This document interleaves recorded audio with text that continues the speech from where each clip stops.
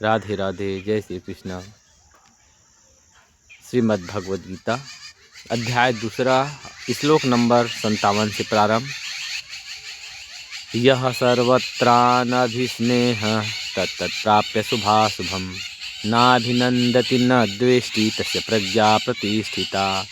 जो पुरुष सर्वत्र स्नेह रहित हुआ उस शुभ या अशुभ वस्तु को प्राप्त होकर न प्रसन्न होता है। कभी अच्छा वस्तु मिल गया तो बहुत प्रसन्न हो गया, खुशी से कूदने लग गया। कुछ दुख मिल गया, कुछ कष्ट मिल गया तो दुख में मारे सर फोड़ने लग गए।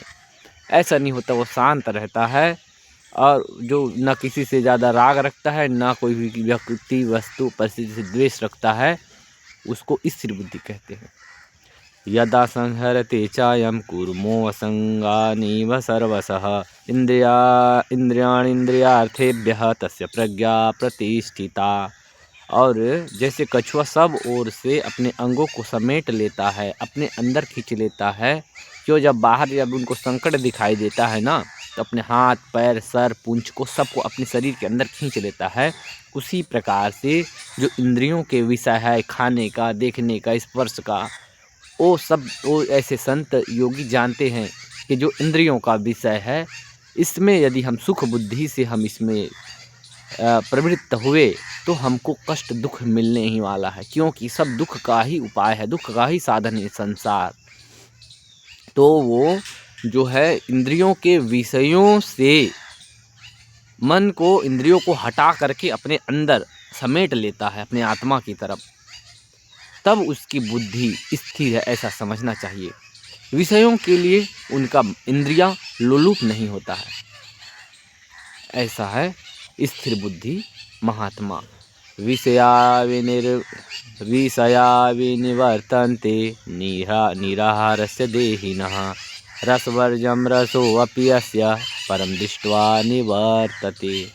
इंद्रियों के द्वारा विषयों को ग्रहण न करने वाले पुरुष, विषयों को ग्रहण न करने वाले पुरुष के भी केवल विषय की निवृत्ति हो जाती है। क्या कह रहे हैं? मैं, कोई आदमी कसम खा ले कि मैं क्रोध नहीं करूँगा, मैं ये चीज़ का खाने का त्याग कर दूँगा, लेकिन बाहर से संकल्प करके या जिद करके तो विषयों को तो छोड़ दिया कि मैं शादी नहीं करूँगा। चलो, एक सबसे बड़ी मोटी आदमी समझ में आने वाली, मैं शादी नहीं करूँगा, ब्रह्मचारी का पालन करूँगा। और बाहर से तो है, शरीर से तो ब्रह्मचर्य है, पर मन में उनका चिंतन जा रहा है, खाना मैं ये नहीं खाऊंगा, ये अभक्ष्य वस्तु लहसुन प्याज नहीं खाऊंगा, पर उसको मन में उधर लालच है। खाते तो नहीं, मुँह से में नहीं डालते, पर उनके मन में उसका चिंतन चल रहे हैं। तो वो बाहर जिद से किया हुआ है, वो अंदर से उसको निवृत्त नहीं माना जाएगा, उनको लाभ नहीं मिलेगा अगर चिंतन उधर चला जाए। चिंतन नहीं जाना चाहिए। सहज कोई वस्तु मिलता है तो उसका उपयोग कर लिया, लेकिन उसमें वासना नहीं है, उसमें आसक्ति नहीं है, सुख बुद्धि नहीं है, तो वो साधु ही है, वो त्यागी ही है। और बाहर से छोड़ दिया है लेकिन मन में उसका याद आ रहा है, तो वो निवृत्ति तो हो जाते हैं, परंतु आसक्ति निवृत्त नहीं हुआ है। वस्तु का विषय को छोड़ दिया है, पर उनकी आसक्ति को, उनकी वासना, उनकी इच्छा को नहीं छोड़ पा रहा है, ऐसे कहते हैं। इस स्थित प्रज्ञ पुरुष के बारे में कह रहे हैं।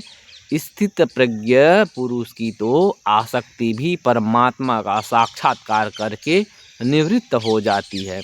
जब कोई आदमी अमृत का पान कर ले तो वो शराब पीने का इच्छा नहीं करेगा, करेला का जूस पीने का इच्छा नहीं करेगा।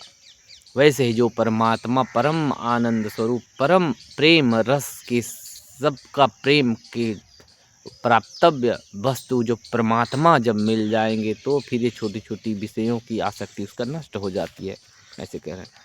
यत्तो ह्यपि कौन्तेय पुरुषस्य विपस्थितः इंद्रियाणि प्रमाथीनि हरन्ति परशभं मनः। कह रहे हैं, हे अर्जुन, आसक्ति का नाश न होने के कारण, अगर आसक्ति, कह रहे हैं देखो, जो भगवान को प्राप्ति हो गया है, भगवान की प्रेम मिल गया, तो उनको संसार की आसक्ति खींच नहीं सकता। जो बड़ा चुंबक में चिपक गया है और छोटे मोटे चुंबक का टुकड़ा खींच नहीं सकते। माया भी परमात्मा के ही सत्ता से ही दिखता है, उसमें भी परमात्मा का ही सत्ता है, परंतु स्वयं परमात्मा ज्ञान जब हो गए तो जो इस संसार की छोटी छोटी वस्तुएं की जो आकर्षण उसको नहीं खींच सकता है। और हे अर्जुन, जब आसक्ति का नाश नहीं हुए तब तक से कितना भी बुद्धिमान व्यक्ति को भी उनका जो मन है ना, कभी भी उसको विषयों की तरफ खींच सकता है। इसलिए सावधान रहना चाहिए। जब तक से आसक्ति परमात्मा में नहीं हुआ है, आसक्ति करना है, मोह करना है, प्रेम करना है तो परमात्मा से करो, संसार से नहीं। त्याग करना है तो इच्छाओं का त्याग करो। राग करना है तो इच्छाओं के, हे राम जी, इच्छाओं के त्याग में ही राग करो। राग करना है तो वैराग्य में ही राग करो। ऐसे कहते भगवान वशिष्ठ जी योग वशिष्ठ में। इसी विषय है, यही विषय है। तानि सर्वाणि संयम्य युक्तासित मत्परः वसेहि यस्येन्द्रियाणि तस्य प्रज्ञा प्रतिष्ठिता। इसलिए साधक को चाहिए कि वह संपूर्ण इंद्रियों को वश में करके समाहित चित्त हुआ मेरे परायण होकर ध्यान में बैठे। भगवान को ही लक्ष्य करके भगवान के प्राप्ति के ही उद्देश्य से ध्यान में बैठे। क्योंकि जिस पुरुष की इंद्रियां वश में होती है उसकी बुद्धि स्थिर हो जाती है। जब मन इंद्रियों के विषयों में जब जाएगा तो उसका मन शांत स्थिर नहीं हो सकता है। एक मैं कुछ उदाहरण देने वाला था। प्रायण होकर स्थिर बुद्धि हो जाती है। चलिए ठीक है। ध्यायतो विषयान् पुंसः संगस्तेप्सुपजायते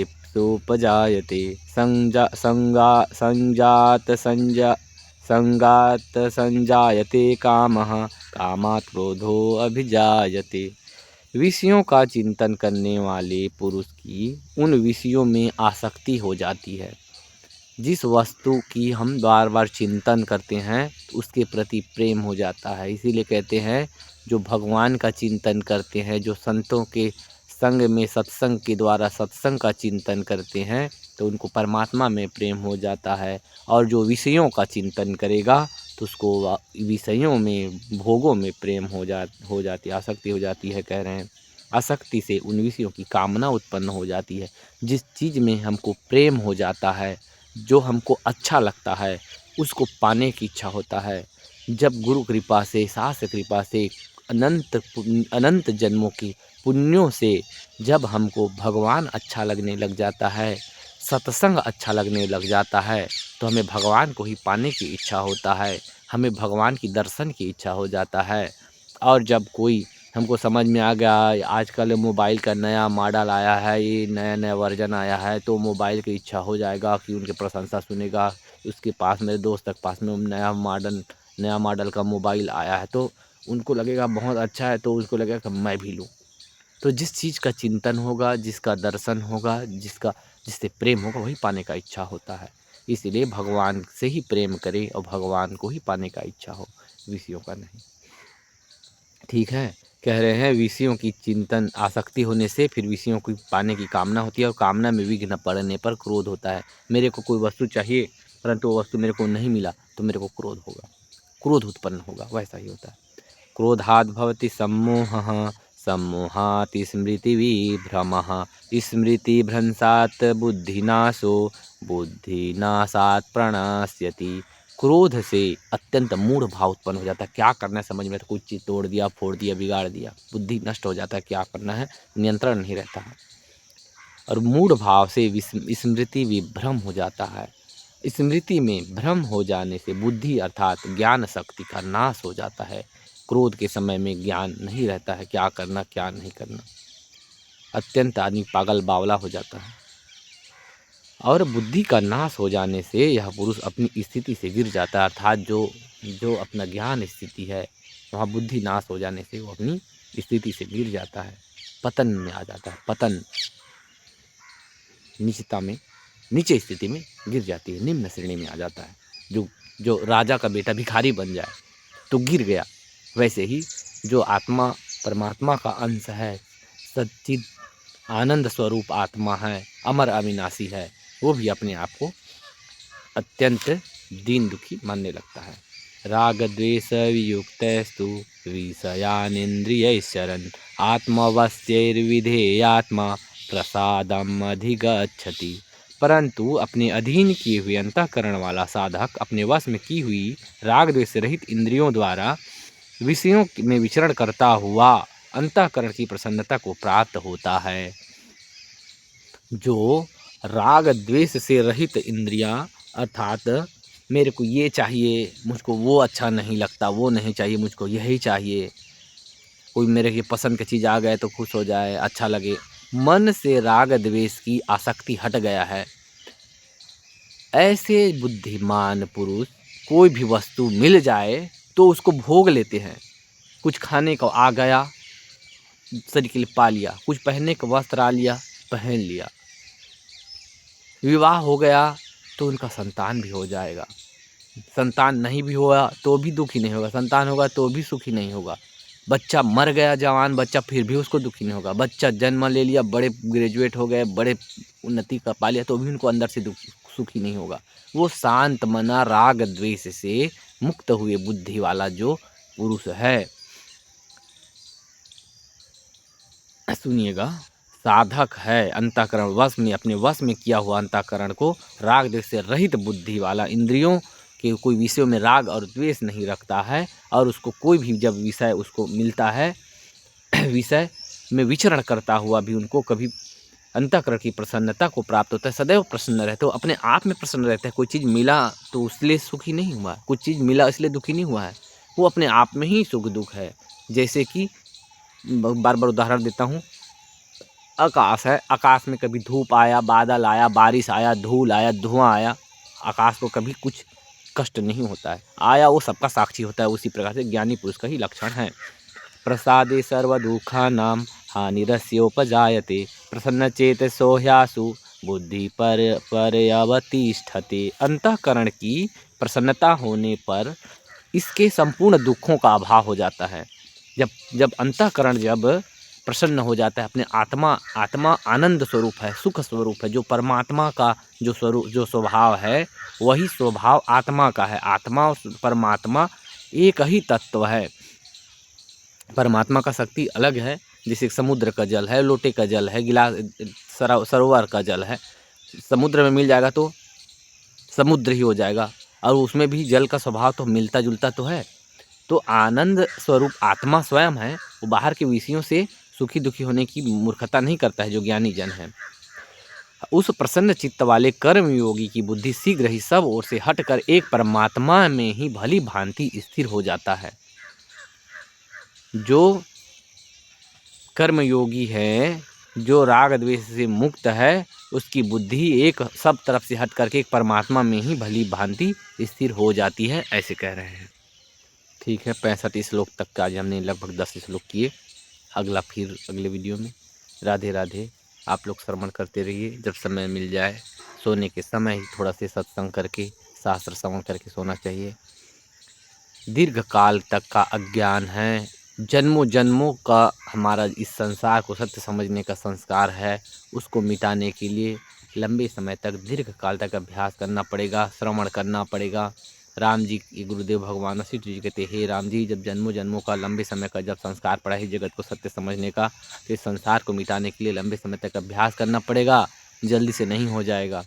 इसलिए लंबे समय तक बिना निराश हुए अभ्यास करते रहो, संतों के संग करते रहो, शास्त्रों का अध्ययन करते रहो और सद आचरण करते रहो। शास्त्र संयुक्त जीवन, शास्त्र सम्मत जीवन, तब भगवान की कृपा से, आत्म कृपा से, गुरु कृपा से, शास्त्र कृपा से ज्ञान की प्राप्ति होगा और सभी दुखों का सदा के लिए अंत हो जाएगा और सदा सद चिद आनंद स्वरूप प्रकट हो जाएंगे। आज के लिए इतना ही। राधे राधे। सभी को हमारा प्रणाम।